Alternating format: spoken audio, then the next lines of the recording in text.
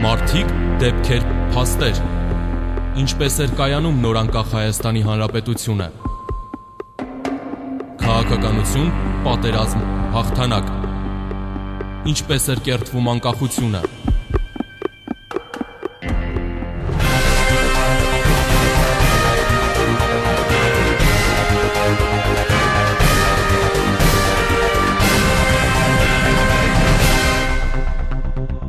«1990 թվականի դեկտեմբերի 24-ին ԽՍՀՄ ժողովպատգամավորների 4-րդ համագումարը Խորհրդային Միությունը պահպանելու, իրավահավասար ու ինքնիշխան հանրապետությունների դաշնություն ստեղծելու հանրաքվե անցկացնելու որոշում է ընդունում։ Հանրաքվեի օրը նշանակվում է 1991 թվականի մարտի 17-ը։ ԽՍՀՄ պատմության մեջ առաջին անգամ տեղի ունեցող այս իրադարձությունը հայտնի է նորացված Միության հանրաքվե անունով։ Խորհրդային որոշ հանրապետություններ բոյկոտում են այն, քանի որ արդեն իսկ հայտարարել էին անկախություն ձեռք բերելու իրենց որոշման մասին։ Այդ հանրապետություններն էին Լիտվան, Լատվիան, Էստոնիան, Մոլդովան, Վրաստանը եւ Հայաստանը։ Նորացված Միության հանրաքվեն կարելի է բնորոշել որպես բազմաթիվ ներքին խնդիրներ ունեցող ու քայքայվող Խորհրդային Միությունը փրկելու մի փորձ։ Համապետական քվեարկության էր դրված հետևյալ հարցը. անհրաժեշտ համարում եք դուք Խորհրդային Սոցիալիստական Հանրապետությունների Միության պահպանումը որպես ինքնիշխան հանրապետությունների իրավահավասար ֆեդերացիա, որտեղ լիարժեքորեն երաշխավորված կլինեն բոլոր ազգերի ներկայացուցիչների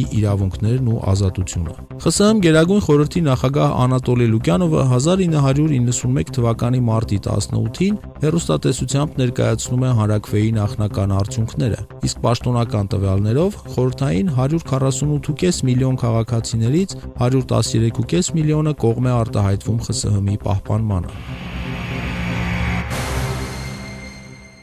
Вот конкретные данные о итогах референдума. Всего в списке для голосования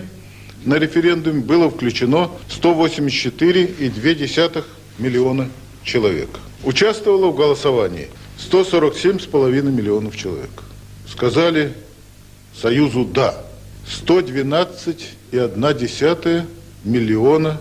советских граждан. Это 76,3% всех принимавших участие в референдуме. Нет Союзу сказало 32,2 миллиона человек или 21,8%. Признаны недействительными 2,7 миллиона бюллетеней. Թեև ԽՍՀՄ ղեկավարությունը հայտարարում էր, որ նորացված միությունում մարդկանց իրավունքները պաշտպանվելու են, իսկ հիմնարար ազատությունները հարգվելու, սակայն իրականությունը բոլորովին այլ էր։ Խորհրդային հսկայական պետության տարբեր շրջաններում ընթացող ազգամիջյան բախումները, որոնց հաճախ մասնակցում էին նաև բանակն ու ներքին զորքերի ստորաբաժանումները, օրեցօր ել ավելի էին խորանում, հանգեցնում էին տասնյակ հարյուրավոր զոհերի։ Բոլոր ազգերի ներկայացուցիչների իրավունքների պաշտպանության խոստումները առանձնապես հավատ չէր ներշնչում, եւ մարդիկ հաճախ վերապահումով էին վերաբերվում դրական փոփոխությունների հեռանկարին։ Մինչդեռ արևմուտքին առավել շատ անհանգստացնում էր Խորհրդային Միությունում կուտակված հսկայական քանակությամբ սպառազինության, այդ թվում միջուկային զենքի ճակատագիրը։ Այդ առնչությամբ Խորհրդային Միության կոմունիստական կուսակցության կենտկոմի գլխավոր քարտուղար Միխայիլ Գորբաչովը պարզաբանումներ է տալիս անմիջապես քվեարկությանը մասնակցելուց հետո։ То, что мы делаем сегодня, идем к всесоюзному договору, идем к реформированию нашей экономики, идем к становлению правового государства. Все это в конечном счете будет укреплять порядок, дисциплину, взаимодействие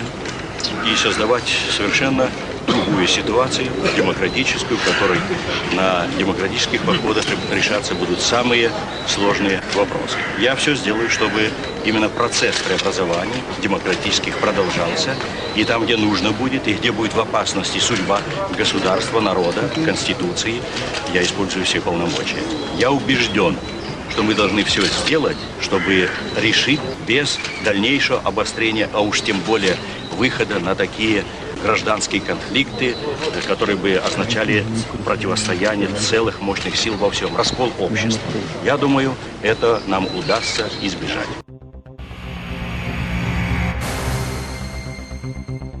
Միութենական հանրաքվեի արդյունքով 1991 թվականի օգոստոսին պատրաստվում է ինքնիշխան խորհրդային հանրապետությունների դաշնություն ստեղծելու պայմանագիրը, որի ստորագրումը նախատեսվում էր սկսել օգոստոսի 20-ից, սակայն օգոստոսյան տխրահռչակ հեղաշրջման փորձը ձախողում է այդ գործընթացը։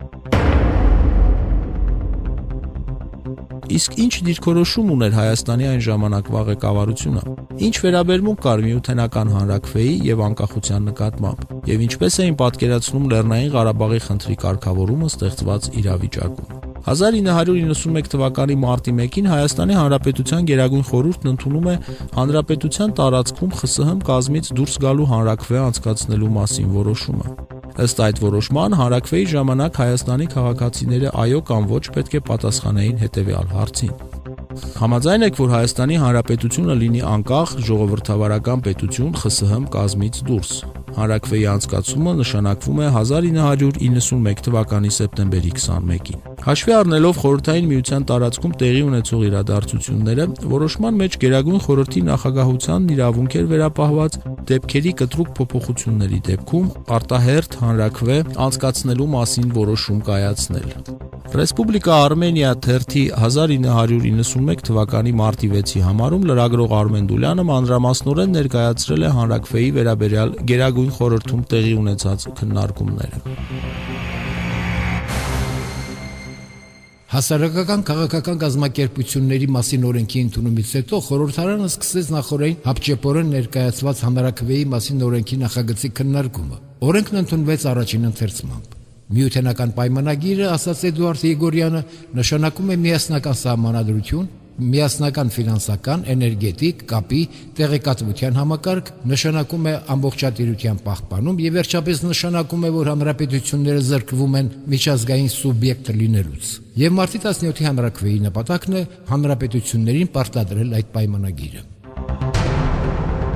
Պատգամավոր Խոսրով Հարությունյանն իր հերթին Գերագույն խորհրդում հարցնում է, թե Միութենական պայմանագիրը չստորագրելու եւ ԽՍՀՄ կազմից դուրս գալու դեպքում կա արդյոք հետագա գործողությունների ծրագիր, եւ հավելում, որ ամենավտանգավորը քաղաքական անորոշությունն է։ Քննարկման հաջորդ օրը Գերագույն խորհրդի նախագահ Բաբկեն Արարքցյանը նշում է, որ Հայաստանն անկախ կլինի, եթե դառնա միջազգային իրավունքի սուբյեկտ։ Նա առաջարկում է մերժել մարտի 17-ի հանրաքվեն, չստորագրել Միութենական պայմանագիրը, դրա փոխարեն հորիզոնական տնտեսական հարաբերություններ հաստատել հանրապետությունների հետ։ Հայաստանի Հանրապետության նախարարների խորհրդի նախագահ Վազգեն Մանուկյանը եւս իր տեսակետն է հայտնում Միութենական հանրաքվեի, Հայաստանի ու Լեռնային Ղարաբաղի հետագա ճակատագրի վերաբերյալ։ Մենք կարող ենք ազատ լինել միայն անկախություն ձեռք բերելուց հետո։ Սա է 3 տարի առաջ ծնված շարժման գաղափարը։ Մեզ հարցնում են, եթե դուրս գանք, ինչ կլինի Ղարաբաղի հարցի հետ։ Ես էլ ուզում եմ հարցնել, իսկ ինչպես է հիմա լուծվում այս խնդիրը, երբ մենք միության կազմում ենք։ Ես անկախության կողմնակից եմ եւ գտնում եմ, որ մենք պարտավոր ենք մեր հանրաքվեն անցկացնել։ Այն 3 առումով կարևոր է։ Կձևավորվի որոշակի միջազգային կարծիք, կենտրոնի հետ հարաբերություններում մենք կունենանք գործողությունների հստակ ծրագիր եւ վերջապես կկարողանանք համախմբել մեր ժողովրդին։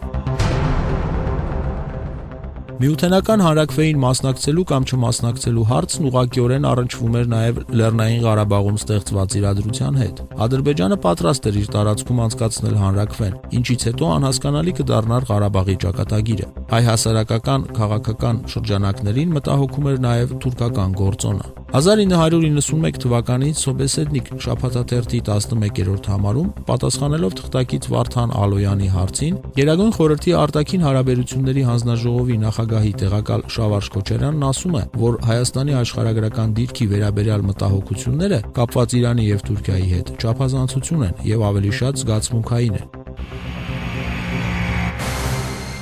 Դա ավանդական, ես կասեի հուզական մոտեցում է։ Ինչով է վատ, որ մենք անմիջական երկ ունենանք այդ երկրի շուկաները, իսկ նրանց միջոցով նաև դեպի Եվրոպա։ Ընդհակառակը, Հայաստանի աշխարհաքաղաքական դիրքը բավականին բարենպաստ է։ Թուրքիայի հետ մենք իսկապես խնդիրներ ունենք, բայց մենք պետք է հստակ գիտակցենք, որ ինքներս ենք պատասխանատու մեր ապագայի համար եւ հարևան պետությունների հետ ինքներս պետք է կառուցենք մեր հարաբերությունները։ Իսկ ԽՍՀՄ-ից դուրս գալու դեպքում Լեռնային Ղարաբաղի խնդրի լուծման առնչությամբ նա պարզաբանում է. Վերջին տարիների փորձը ցույց է տալիս, որ մեր ոչ հստակ դիրքորոշումից հաճախ տուժում է Ղարաբաղը։ Գործնականում նրանք ճնշում են, որպեսզի միջնորդավորված կերպով ճնշում գործադրեն Հայաստանի վրա։ Դա պետք է հաշվի առնել։ Երկրորդը, եթե Հայաստանն ինքնորոշվի առանց Ղարաբաղի, ապա անկախություն ստանալով կկարողանա այդ հարցը բարձրացնել միջազգային մակարդակում։ Այսինքն, իմ կարծիքով, այդ խնդիրն ավելի հեշտությամբ կլուծվի, քան միության կազմում մնալու դեպքում։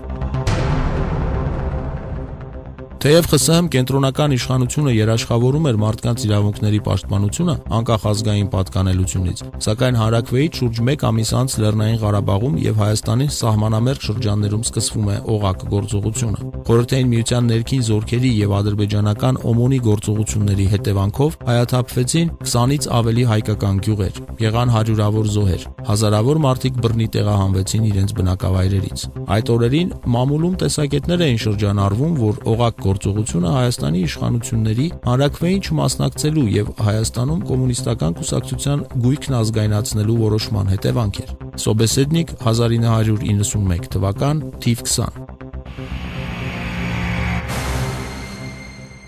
Անատոլի Լուկյանովն ինձ ասաց, որ Հայաստանը ինքն է իրեն հեռացրել խորհրդային հանրապետություններից, ընդունելով այդպիսի փաստաթղթեր, այդպիսի սահմանադրություն, անկախության հռչակագիր։ Ադրբեջանը Անդրկովկասում խորհրդային իշխանության վերջին կղզին է, ամբողջատիրության վերջին հենարանը։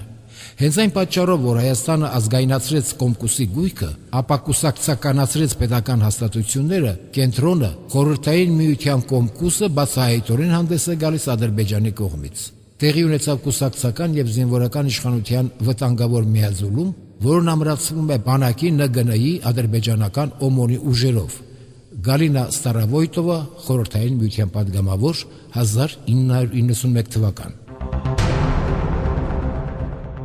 1991 թվականի օգոստոսյան դեպքերը ցույց տվեցին, որ խորհրդային միությունն այլևս չէր կարող գոյություն ունենալ որպես մեկ ամբողջական պետություն։ Հեղաշրջման տապալումից կարճ ժամանակ անց ԽՍՀՄ բոլոր հանրապետություններն անկախություն հռչակեցին եւ շուտով ստեղծվեց անկախ պետությունների համագործակցությունը։ Այսպես էին զարգանում դեպքերը 1991 թվականի գարնանն ու ամռանը եւ այսպես հռչակվեց Հայաստանի անկախությունը։